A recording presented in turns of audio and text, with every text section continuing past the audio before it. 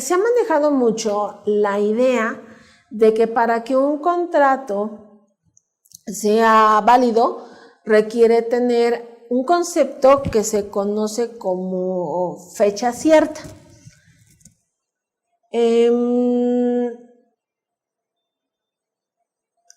La autoridad sí requiere saber en qué momento se considera para una parte a lo mejor acumulable y para otra parte a lo mejor deducible la operación. Y ese elemento se les conoce como fecha cierta. ¿Cuál sería la fecha cierta de un contrato? Pues la fecha en la que se firma dicho contrato. Pero entonces, para darle validez a esa fecha cierta, un requisito que me puede ayudar a verificar esa fecha es la ratificación de firmas ante un notario público o incluso, dependiendo de algunos contratos, ante un juez, por ejemplo, o corredor, ¿no? También en algunos casos. Sin embargo, siempre se ha tenido como que la idea de que cuando el contrato vamos ante un notario y le pedimos que nos ratifique las firmas o que lo eleve a escritura pública, pues ya, con eso el contrato es infalible, y la realidad es que eso no es cierto. Por ejemplo, regresándonos al ejemplo del sindicato, pues sí puedo tener un contrato y elevado a escritura y ratificación de firmas y lo que tú quieras, pero pues en sí la operación no es válida desde el punto de que está contradiciendo a una disposición laboral, por ejemplo, ¿no? O no está incluida en las disposiciones comerciales. Entonces, no es una garantía que cuando tú lo elevas a escritura pública, pues ya el contrato se vuelve infalible. No es garantía. Es recomendable para a lo mejor operaciones cuyo importe o complejidad pues requieran como que ese tipo de afianzamiento. ¿A qué me refiero? No es lo mismo un contrato de mutuo a lo mejor de, ¿qué te gusta? $300,000 pesos, a un contrato de mutuo de $5 millones, ¿no? O a lo mejor incluso un contrato de mutuo entre partes relacionadas internacionales, ¿no? Donde a lo mejor ya intervienen otro tipo de factores. Entonces, en contraste con la forma escrita privada, la escritura pública, que es un documento público, está sujeto en cuanto a su redacción a una serie de mecanismos que tienden a fijar con mayor precisión la existencia del acto jurídico. Lo que ocurre con el notario es que a través de ciertos procedimientos que el notario debe de seguir, verifica el nombre, el apellido, verifica la identidad de las personas que participan en la operación, el monto, etcétera, las condiciones, y entonces eso es lo que eleva el notario a escritura pública. Entonces lo que nos da esta forma de emitir el contrato, pues es como un poquito de certeza, una mayor certeza de que hubo un tercero que validó la información que el contrato contiene, pero tampoco lo volvió infalible. En un curso que me tocó dar, un taller precisamente de lavado de dinero, nos acompañó un notario. Iba con sus asesores, con su secretario, el contador y todos tomaron el taller. Y entonces el notario me comentó algo. Él me dice que pues ellos entienden que como notarios, pues prácticamente sus escrituras públicas y todo lo que incluyen en el Declaranot es como sus avisos, ¿no? Al portal antilavado. Es una facilidad que tienen los notarios. Entonces, me comentaba de una operación donde se vendió un inmueble, dice, es un inmueble caro, Penny, y de repente, pues yo tuve varias entrevistas, ¿no? Con las partes, y en una de esas entrevistas me comentaban que la operación preferían hacer el pago en efectivo. A lo cual pues yo les dije pues que no se podía. ¿Por qué? Porque hay una restricción en el uso de efectivo, en la compraventa de bienes inmuebles, y hasta 500,000 pues sí puede ser en efectivo, pero lo demás tiene que ser con otra forma de pago. Como que dice, yo noté como que no les gustó, pero pues bueno, les digo, bueno, pues así es la disposición, yo soy así como el filtro, ¿no? Porque yo tengo que asentar en la escritura cómo se pagó la operación, y yo hasta cierta cantidad permito el uso de efectivo, pero lo demás tiene que ser con otra forma de pago. Cojan pues transferencia, cheque, etcétera. cheque certificado. Entonces, dice que hicieron otra junta ya como para firmar y todo eso. Y él me comenta que su oficina, hay una sala de juntas en un extremo y en el otro extremo está como su oficina. Y dice, mi oficina tiene ventana, así que a la calle. Dice, porque fumo. Entonces dice que se sale continuamente a fumar su cigarrito. Y que, lo recibió, y en el momento en que aparece la pregunta, ¿no? ¿Y cómo va a ser su forma de pago? Mire, pues trajimos aquí un cheque de caja, me parece. No recuerdo si era de caja o certificado, pero bueno, aquí trajimos el cheque, mira por la cantidad y todo.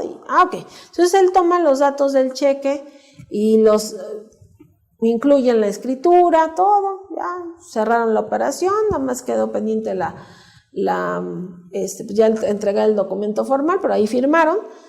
Y ya, se despiden, dice, y entonces yo me voy a mi oficina, Penny, que está del otro lado, al otro extremo, pues para formar mi cigarrito, y estoy en la ventana, dije,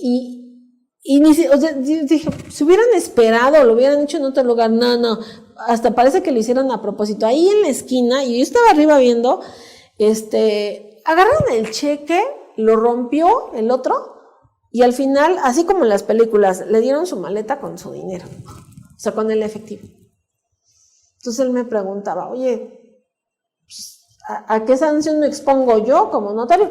Pues realmente tú a ninguna, porque tú lo que certificaste es lo que viste en el momento. O sea, digo, tu obligación no es acompañar a los clientes a ver que se depositen los cheques, por ejemplo, ¿no?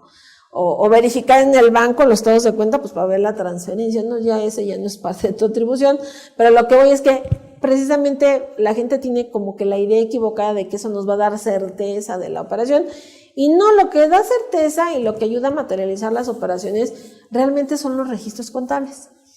Esta es otra tesis importante. Cuando yo la leí me gustó mucho porque pues muchas nos han venido a la idea de que si tú tienes un contrato y ese contrato está elevado a escritura pública y tiene la fecha cierta y las firmas ratificadas, ya el contrato es a prueba de balas. Y no es así.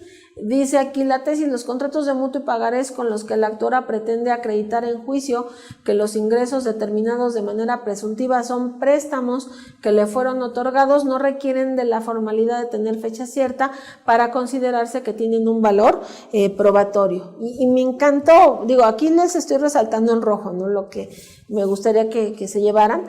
Dice que un contrato puede tener la misma eficacia dentro del juicio si además existe correspondencia entre los depósitos bancarios, los registros contables y los citados contratos. Entonces, ¿qué es lo que le da formalidad a la operación? Validez, en todo caso, al acuerdo. El contrato en sí mismo no, es el contrato acompañado de su documentos del objeto del contrato y obviamente el registro en contabilidad.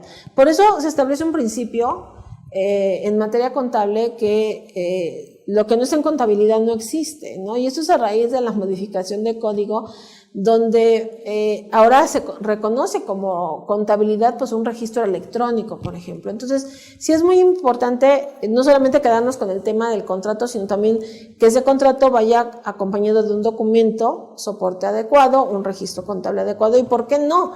Hasta a lo mejor que vaya informado adecuadamente en una declaración. Incluso esta otra tesis, esta es de este ejercicio, es de 2018, y la rescaté también porque es tan importante el tema del registro en contabilidad que incluso la autoridad está volteando su mirada a revisar también las operaciones y las relaciones con terceros. Y entonces a lo mejor, bueno, sí es tu operación, tu registro, tu contabilidad, tu declaración, pero si esto tiene simetría con la información de terceros afectados, eso me ayuda a afianzar más la operación. Dice aquí, determinación presuntiva de ingresos. Los estados de cuenta bancarios de terceros acreedores pueden servir para acreditar el origen de los depósitos bancarios del contribuyente auditado. Es decir, Y eso es muy común en los préstamos. O sea, de repente, pues a lo mejor tenemos un préstamo familiar, ¿no? El cuñado que le presta al familiar y no sé, le prestó a lo mejor 300,000 pesos y por la confianza, pues a lo mejor no hay un contrato como tal, pero pues sí lo informamos en la declaración, y tengo los estados de cuenta, ¿no? Donde no solamente o sea, el comprobante de que el cuñado me prestó, sino a lo mejor el cuñado me presta sus estados de cuenta bancarios para acreditar que yo le he ido pagando, ¿no? Ese préstamo, porque hay una restitución del dinero y con eso podemos justificar que efectivamente se trata de un préstamo y no de un ingreso omitido, porque al final yo lo devolví el dinero y a través del estado de cuenta bancario de mi cuñado pues podemos comprobar que hubo un pago de dicho préstamo y ayuda. O sea, lo que yo quiero que nos quede claro es que no te enfoques solamente en un documento, porque si nada más te vas a enfocar en un documento,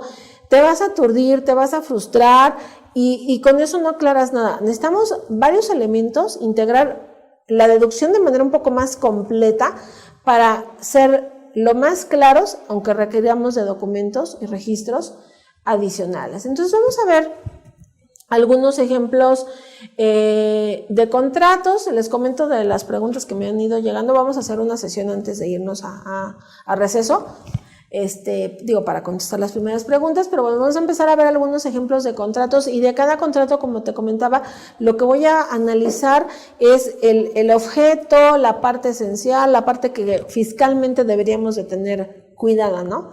Y observada.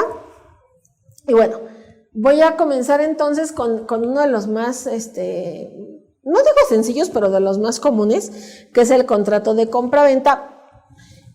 Y es uno de los que más deberíamos de utilizar ahora con este relajo de los complementos de pago, los anticipos, las notas de crédito.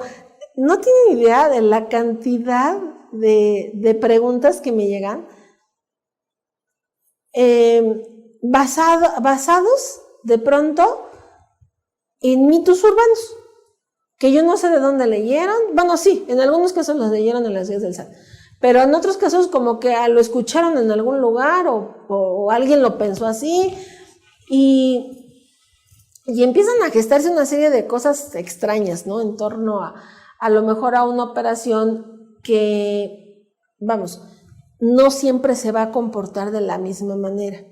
Es decir, pues lo ideal es ponerle a la factura a lo mejor pues el 0.3 y el pago en una sola exhibición, porque lo ideal sería que a mí me pagarás con transferencia y de contado, ¿no? Pues es lo ideal para mí como emisora, pero a veces en la práctica eso no sucede.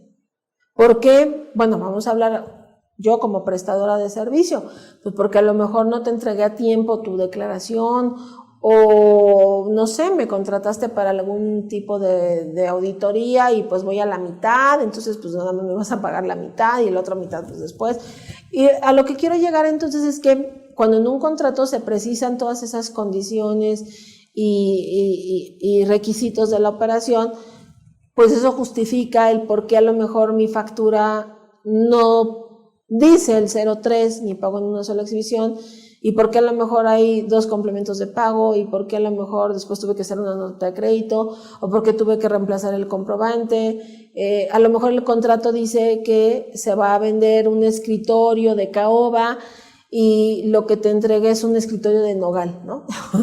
Y te gustó. No, pues sí, está bien, pues déjame el de nogal, pero pues es que tú le pusiste de caoba, Penny, entonces pues cámbiame la factura, ¿no? Se vale. Entonces, cancelar el comprobante, reexpedir otro, etcétera. O sea, al final lo importante de los contratos es que me van a ayudar a precisar lo que el comprobante no dice. En el tema de la compraventa, este es un contrato en virtud del cual una de las partes se obliga a dar una cosa y la otra se obliga a pagar un dinero o una cantidad, que es el tema del precio. Aquella se dice vender, la otra se dice que compra. El dinero que el comprador da por la cosa vendida se llama precio. Entonces el contrato de compraventa es para cosas, para tangibles. El de cosas intangibles, vamos a ver que es otro tipo de contrato, que es más bien prestación de servicios. Ese lo vamos a dejar casi para el final. En el contrato de compraventa es el que tiene mayor importancia entre los de su clase porque se trata de un contrato tipo traslativo de dominio y además porque constituye la principal forma moderna de adquisición de riqueza. Por eso es delicado este contrato porque me va a generar o me va a indicar exactamente el momento de acumulación. A ver, ¿cómo está eso, Penny? Sí. Acuérdate que hay 3 momentos de acumulación, de acuerdo al artículo 17. Por aquí se los voy a poner. Artículo 17 de la Ley de Impuesto sobre la Renta. Un momento de acumulación es cuando se genera el comprobante. Un momento. Otro momento puede ser cuando se entrega el bien o se presta el servicio, aunque no exista la factura. Por eso aquí está este tema del contrato, porque a lo mejor no has facturado, pero ya entregaste el escritorio de caoba o nogal, pues ya generaste un momento de acumulación para efectos del impuesto sobre la renta. Y otro momento de acumulación es cuando recibas el pago de la contraprestación de dicha operación, aun cuando proviniera de anticipos, a menos que la cantidad que recibieras no se considerara a cuenta del precio de ese bien, de ese servicio, de esa renta. A lo mejor es una cantidad que garantiza algo, lo que conocemos en arrendamiento como depósitos en garantía. Entonces ahí el tratamiento sería distinto. Pero a ver, ¿qué nos va a aclarar entonces eso? O sea, pues el contrato también. Por eso de pronto hay empresas que llegan a acuerdos con sus clientes y el mismo cliente lo pide. Y dice, mira, ¿sabes qué? Mira, ok, te doy el 50% de anticipo. Hoy. Pero ¿te comprometes a entregarme el próximo lunes? Sí. Y el lunes te entrego tu factura. Ok, ¿sabes qué? Entonces, pues ya el lunes que me entregues la factura, que me entregues el escritorio, pues me facturas todo, ¿no? ¿Se vale también? Al final todo va a quedar dentro del mismo periodo, entonces a lo mejor me evito la factura del anticipo, generamos una factura completa de la operación con el 03, pago en una sola exhibición, pues al final todo quedó en el mismo periodo porque casi te estoy pidiendo una entrega inmediata, ¿no? del bien, ¿no? Pero vamos, ¿de qué depende? Pues depende de que nos pongamos de acuerdo tú y yo, porque a lo mejor el cliente, digo, yo como emisora, y si ya leí las guías del SAT, pues digo, no, le tengo que hacer la factura del 100% y su complemento de pagos del 50% de anticipo, y luego el lunes le voy a hacer otro complemento de pagos del otro 50%, o sea, ¿y para qué lo empapelo? Si al final, pues para eso se publicó una regla reciente, ¿no? La 20144. ¿Para qué nos complicamos si a lo mejor la operación va a quedar dentro del mismo periodo? Pues lo arreglamos con una sola factura, con el 03, pago en una sola exhibición y nos olvidamos ahorita de complementos. Pues al final todos corresponden al mismo periodo, es una operación de contado. Entonces, a lo que quiero llegar es que a veces yo me he topado con eso. Con que de repente, no, Penny, es que en un curso el SAT nos dijo esto, es que en otro curso el expositor nos dijo aquello, es que aquí el contador opina de manera distinta. Pues sí, pero tenemos que ser también más prácticos. La regla esta que publicó el SAT, la que no, es que es una facilidad, no es ni facilidad, no es estímulo, es sentido común. Y no tampoco estamos descubriendo el agua tibia, es algo que muchos contribuyentes ya venimos practicando desde que se emite el comprobante versión 3.3, no porque no queramos hacer un complemento de pago, sino porque pues no le vemos caso hacer un complemento de pagos de una operación que se va a pagar dentro del mismo mes. Digo, ¿para qué nos generamos comprobantes adicionales? Pero bueno, mucho de esa explicación del por qué o los tiempos de generación de cada comprobante, pues nos los va a dar el contrato de compraventa. Entonces, la compraventa en el derecho latino moderno que deriva del Código Napoleón es un contrato traslativo de dominio que se define como el contrato por virtud del cual una parte llamada vendedor transmite la propiedad de una cosa o de un derecho a otra llamada comprador mediante el pago de un precio cierto y, ojo, en dinero. Por lo general, las operaciones se pagan en dinero. Características de este contrato. Bueno, de los bienes, porque como amparan bienes, los bienes deben de existir al momento en que se celebra el contrato o deben ser susceptibles de existir. Por eso hablábamos hace ratito de que también los contratos pueden formarse de objetos futuros o cosas futuras.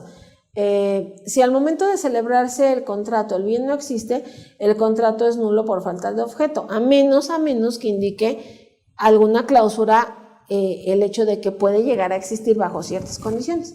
En el caso de que parte de esa cosa haya desaparecido al momento de celebrarse, el contrato se reduce en el precio del bien.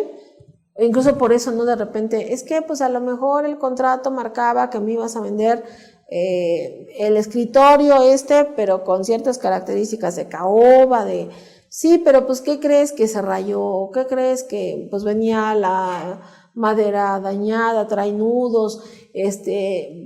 Ok, mira, ya no me pagues 5,000, te hago un descuento de 500, ¿no? Por no entregártelas con las condiciones acordadas inicialmente. Y eso explica el por qué va a haber una nota de crédito, ¿no? Que ajuste la operación. La venta de bienes futuros está sujeta a una condición suspensiva, la cual significa que el contrato tendrá valor si la cosa llega a existir totalmente. Por eso, de pronto, las empresas del ramo inmobiliario empezaron a tener muchos conflictos con las guías del SAT y con el SAT, porque pues, de pronto a las constructoras se les solicita que desarrollen algo con ciertas características y que entreguen eso en cierto momento. Y si no lo entregan en ese momento acordado o bajo la solicitud aquí de cumplir con ciertas características, están obligadas a reintegrar lo que recibieron de anticipo. Entonces, en ese momento el anticipo ya no es anticipo, se convirtió entonces en un depósito en garantía. Y la pregunta que hacían la mayoría de ellas es, bueno, ¿y por qué no puedo cancelar? Porque al final a lo mejor facturé ese anticipo, ¿por qué no puedo cancelar la factura? Pues sí se puede cancelar, porque en sí estamos cancelando la operación. Algo muy interesante que nos aclaró Auditoría Fiscal en la última junta que tuvimos, los PACS y ellos, es que es muy importante que el contribuyente sepa la diferencia entre emitir una nota de crédito y cancelar una factura. ¿Por qué? Porque la nota de crédito es ajustar la operación. Pero si la operación no va, por alguna razón, lo mejor es cancelar el comprobante. Entonces, de ahí la diferencia de qué decisión debemos de tomar. Digo, además de considerar las reglas de cancelación. Pago del precio convenido, que deberá realizarse en el tiempo y lugar pactado o en su defecto en el tiempo y lugar en que se hace la entrega. En el comercio el precio convenido comprende a veces simplemente el valor de las mercancías, mientras que en otros casos también se le puede añadir el coste de transporte hasta el lugar de destino o incluso el coste de un seguro, que es incluso cuando llegamos a importar alguna mercancía, se incluyen estos elementos. Por otra parte, el pago puede realizarse al contado o a plazos o al recibir, ¿no?, la cosa comprada. El comprador no está obligado a recibir o retirar la cosa en el lugar y momento adecuado. No obstante, cuando la mercancía tenga vicios o defectos de cantidad o calidad, o si se pretende su entrega por el vendedor una vez transcurrido el plazo para la misma, el comprador incluso puede llegar a negarse a recibir la mercancía sin cumplir con su obligación. Por eso hay empresas que de pronto dicen, no, a ver, te entrego la mercancía, la revisas, la recibes, en ese momento me pagas y te emito el comprobante, ¿no? También algunas, tratar de ajustar el contrato y las condiciones de la operación al momento de acumulación. Y bueno, viene una característica en cuanto al pago del precio. No todas las cosas se pagan con dinero, hay cosas que se llegan a pagar en especie. Y entonces en la compraventa el vendedor se obliga a entregar el bien y el comprador se obliga a pagar el precio. La variación de un contrato de compraventa se conoce como permuta. En la permuta hay un intercambio de bienes que a lo mejor aquí en México lo conocemos mejor como trueque. Originalmente, hablando del tema histórico, primero fue el trueque y después vino la aparición de la moneda. Digo, para los que a lo mejor se preguntan, ¿no? ¿Por qué existe una clave, ¿no? Que se llama dación en pago, o una clave que dice compensación en el catálogo de formas de pago del CFDI? Es porque no todo se paga con dinero, hay cosas que se pagan en especie. La dación en pago es un convenio en virtud del cual el acreedor acepta recibir de su deudor por pago de su crédito un objeto diverso del que se le debe. Es decir, a lo mejor habíamos pactado que por este escritorio, pues sí, me ibas a pagar 5,000 pesos, pero pues no sé, la crisis, la situación, no tengo los 5,000 pesos, aceptas que te dé mercancía, aceptas que te paguen servicio, aceptas que te pague, no sé, a lo mejor con una computadora, una lámpara, cuerpo mático, no sé, lo que sea. Algo interesante es que a nivel de la legislación fiscal, tanto para IVA como para ISR, existe ese concepto de que se considera un momento de acumulación, no solamente cuando se paga con dinero, sino también cuando queda satisfecho el interés del acreedor mediante cualquier otra forma de extinción de las obligaciones. Por eso, cuando no sepas qué ponerle a los comprobantes, en el CFDI hay una clave en las formas de pago, que es mi favorita, que es esta precisamente, la 27, a satisfacción del acreedor, que es como decir, bueno, pues ya nosotros ya nos pusimos de acuerdo y ya nos pagamos en especie, en servicios, en publicidad, como sea, pero de alguna manera no con dinero, pero ya quedó justificada el pago al tercero. Y bueno, comento esto porque precisamente cuando se hace un pago en especie, sí es recomendable firmar un contrato o un acuerdo que acredite esa dación en pago para tener un documento con la fecha cierta.